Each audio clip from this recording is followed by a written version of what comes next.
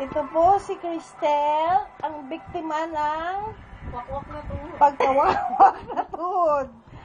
Ngayon po, siya na po nagsasariling sikap, makatipid lang sa doktor. Tinatanggal niya yung tahi ng kanyang tuhod. Siya mismo ang siya mismo ang nagtatanggal na stitches. Bakit nabaliktad na ako nito? Nako, gawa ni Rachel yan. Bakit sumukat? Sinukat niya. Ito sila isa dito.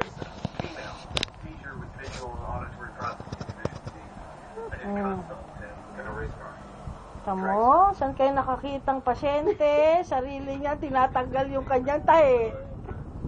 Oh, yan. Talaga napakatapang na bata ito. Siya na ang nagtatanggal ng stitches. Before and after. Uy, ang galing niya talaga, oh. Isa po siyang doktora.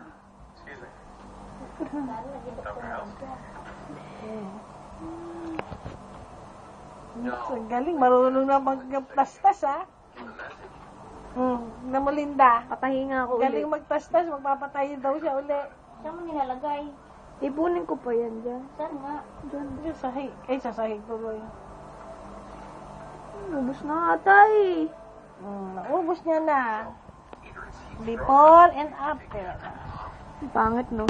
Tinanggal niya na ang stitches ng kanyang sugat. Ay, ilaw nga. Ang ilaw. Nakakailaw ba to? May ilaw nga sa likod. Ay, oo nga. May ilaw siya. Wala na. Oh, kami po ay nakatikip ng 500.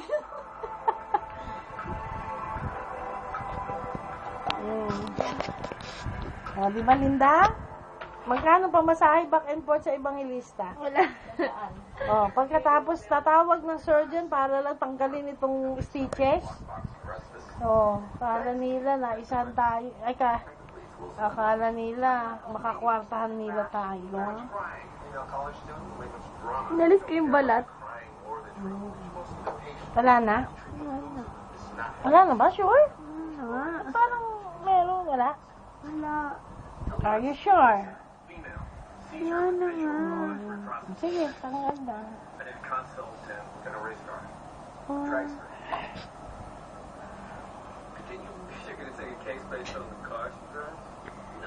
Okay na. Sarado nga, di ba? Linisin mo na ng ano. Pwede ka na mamipa ng tao. Hindi, naggaya na nga akong jogging. Oh? Ganun? Linisin mo na, anak, ha? Ganun